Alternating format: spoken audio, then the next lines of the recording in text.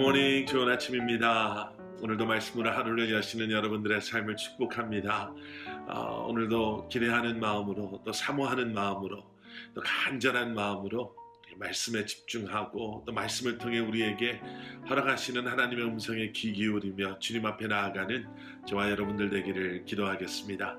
오늘 우리에게 주시는 하나님의 말씀 11월 10일 수요일 욥기 21장 17절부터 34절까지 말씀입니다. 욥기 27장 17절부터 34절까지 말씀 제가 봉독해 드리겠습니다. 악인의 등불이 꺼짐과 재앙이 그들에게 닥침과 하나님이 진노하사 그들을 곤고하게 하심이 몇 번인가.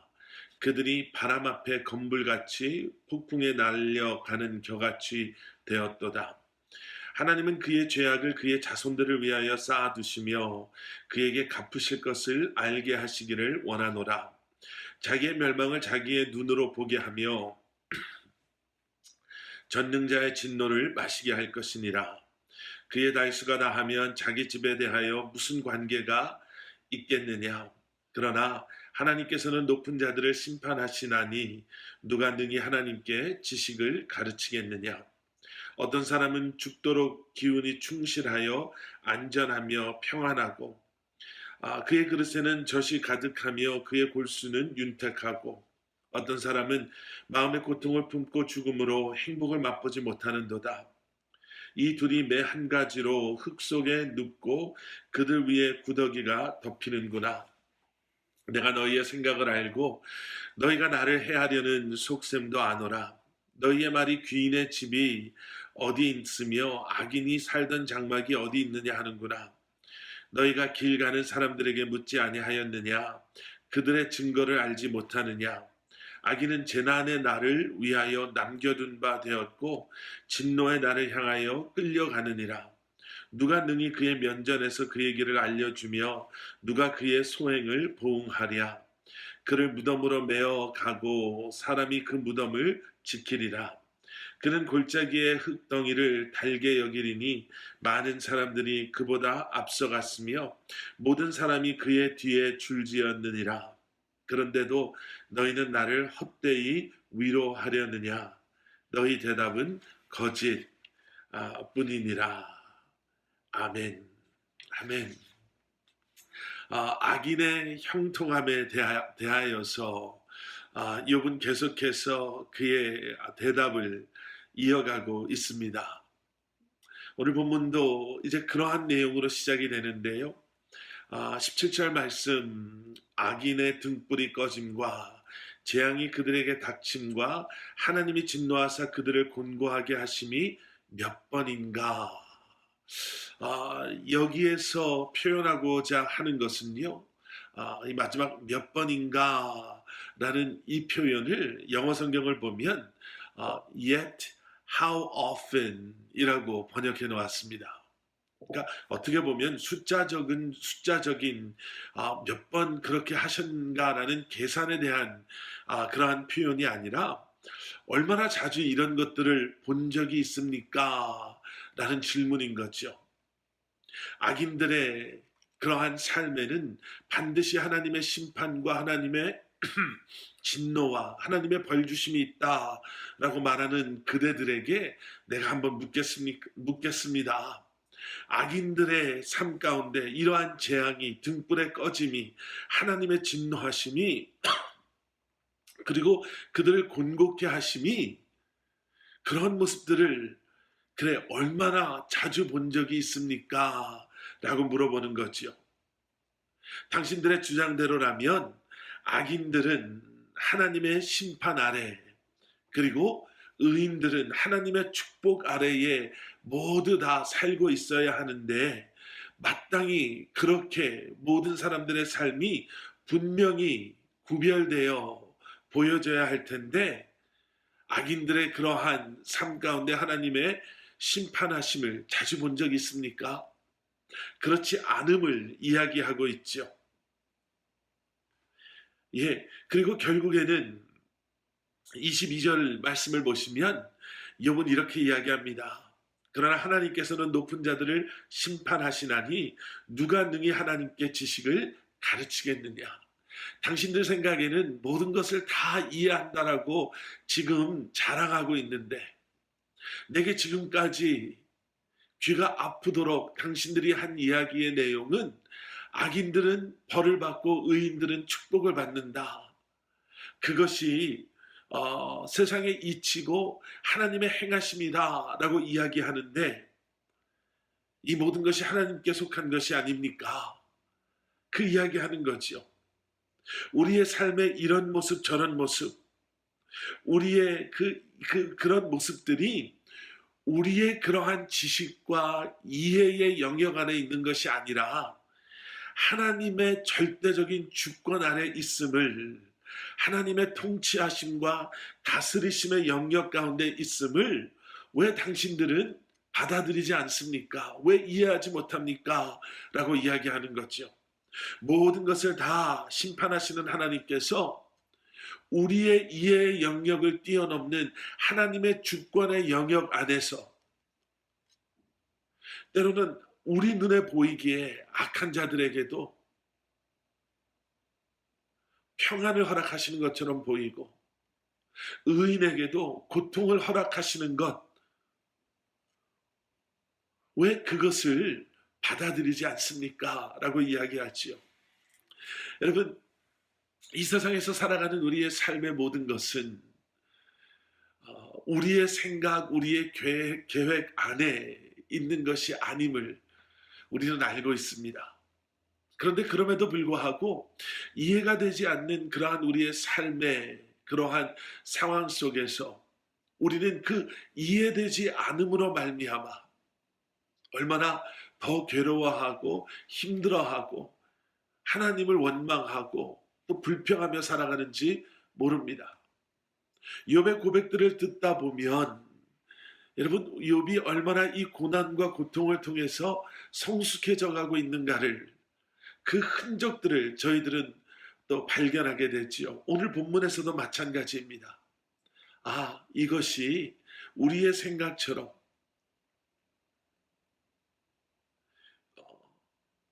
악인은 벌을 받고 의인은 축복을 받고 복을 받고가 아니라 우리가 이해할 수 없는 그러한 하나님의 절대적인 주권과 통치하심과 다스림의 영역 속에서 하나님은 섭리 가운데 지금도 역사하고 계심을 욥은 인정하고 고백하고 있는 것이지요. 그러면서 욥은 이렇게 이야기합니다. 23절 말씀. 그래서 그러한 하나님의 섭리 가운데 어떤 사람은 죽도록 기운이 충실하여 안전하며 평안하고 자기 마음대로 살아도 건강하고 모든 것을 다 누리고 24절에 나오는 말씀처럼 그의 그릇에는 젖이 가득하고 그의 골수는 윤택한 그러한 삶을 살게도 허락하시고 25절 말씀에서는 하지만 또 다른 사람은 마음의 고통을 품고 죽음으로 행복을 맛보지 못하는도다. 이 땅에서 살아가는 사람들 가운데는 이런 사람도 있고 저런 사람도 있다라는 거죠. 그런데 욥의 결론을 한번 들어보십시오. 26절 말씀. 그런데 잠깐 동안의 이 땅에서의 삶은 그가 부유하건 가난하건 그가 모든 것을 소유했건 소유하지 못했건 이 땅에서의 수명이 끝나면 매 한 가지로 흙 속에 눕고 그들 위에 구더기가 덮이는구나. 이 땅에서의 우리의 삶의 짧음만을 이야기하는 것이 아니라 여러분 세상의 것이 얼마나 없는가를 심지어는 우리의 육신의 생명마저도 얼마나 허무하고 얼마나 짧게 이 땅에서 스쳐 지나가는가를 이야기해주고 있지요. 그래서 그것을 자랑하는 것이 얼마나 어리석은가라는 거예요. 그 잠깐의 평안을 자랑하는 것, 부러워하는 것, 아니면 그것 때문에 그것 때문에 실망하고 원망하고 불평하는 것이 얼마나 어리석은가에 대해서 이야기하죠. 그리고 욥은 계속해서 이야기합니다. 그렇기 때문에 너희의 그러한 위로가 얼마나 부질없는가. 너희들이 자랑하는 그러한 지식, 너희들이 자랑하는 경험, 지금 너희가 나의 자리에 서 있지 않다고 해서 지금 교만하게 나를 정죄하는 너희들의 모습이 얼마나 어리석은가에 대해서 이야기하고 있습니다. 여러분, 때로는 어려움이요, 고난이, 고통이 우리가 예상하지도 못했던 그러한 때에, 예상하지도 못했던 그러한 모습으로 우리의 삶을 뒤덮을 때가 있습니다. 그리고 그 고난이 지속되어지면 지속되어질수록, 그리고 그러한 아픔이 우리의 삶의 많은 영역들을 정말 힘들게 할 때가 되면, 그리고 그러한 고난의 이유를 도저히 설명할 수 없는 그러한 그때에 우리는 그러한 상황 속에서 하나님을 원망하고, 예전에 내가 알았던 하나님이 아닌 왜 하나님께서 나에게 이렇게까지 하실까라는 그러한 질문과 함께 다시 한번 우리를 향한 주님의 섭리와 계획을 발견하게 될 때가 있습니다. 하나님께서는 이것을 통해서 무슨 일을 하려고 하시는가? 왜 이런 일들을 내게 허락하시는가? 그리고 그러한 몸부림 속에, 부르짖음 속에 우리는 우리의 그러한 부르짖음에 응답하시는 하나님의 음성을 듣게 되지요. 그리고 우리를 향한 하나님의 섭리와 계획하심과 뜻하심을 발견하게 됩니다. 그리고 그러한 하나님의 섭리와 계획은 그러한 힘들고 어려운 그러한 때를 지나감으로 말미암아 우리에게 향하신 하나님의 더 크고 놀라운 계획을, 우리로 하여금 그 복음의 계획을 깨달아 알게 하시고 그 계획을 위해 우리를 준비하고 계시며 다시 한번 우리의 마음을 주님께로 돌리심을 우리는 깨달아 알게 되죠. 그래서 저희가 그러한 때에 기억해야 될 것이 있습니다. 바로 신뢰와 믿음이죠.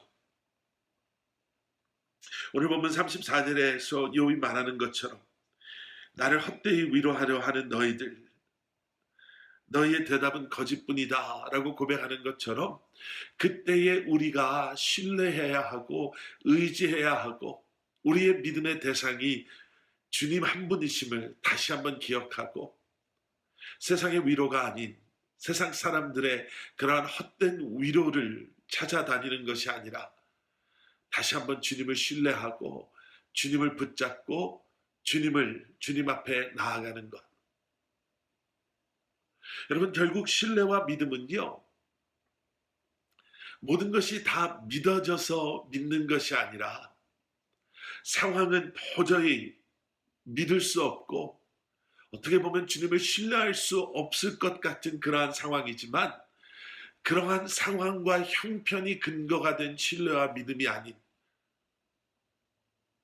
우리의 신뢰와 믿음의 대상이 오직 주님 한 분이심을 기억하며 주님을 신뢰하고 믿음으로 말미암아 그 마음을 가지고 우리가 처해져 있는 환경에서 그 고난과 아픔과 어려움을 인내하고 참아내고 다시 한번 주님 앞에 온전한 모습으로 나아갈 수 있는 것.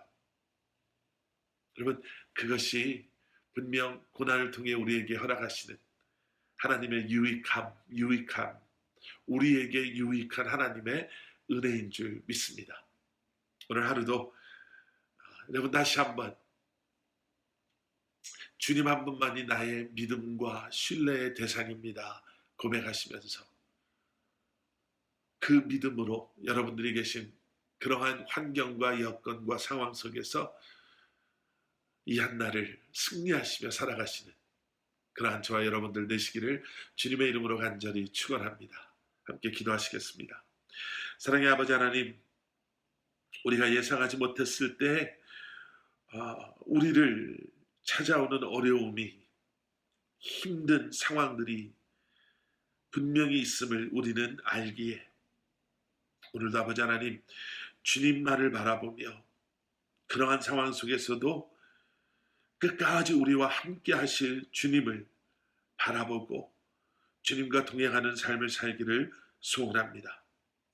우리의 믿음 그리고 우리의 신뢰의 대상 되시는 주님을 바라보게 하시고 이 한날도 아버지 하나님,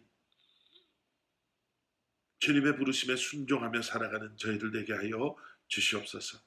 예수 그리스도 이름 받들어 간절히 기도드렸사옵나이다. 아멘.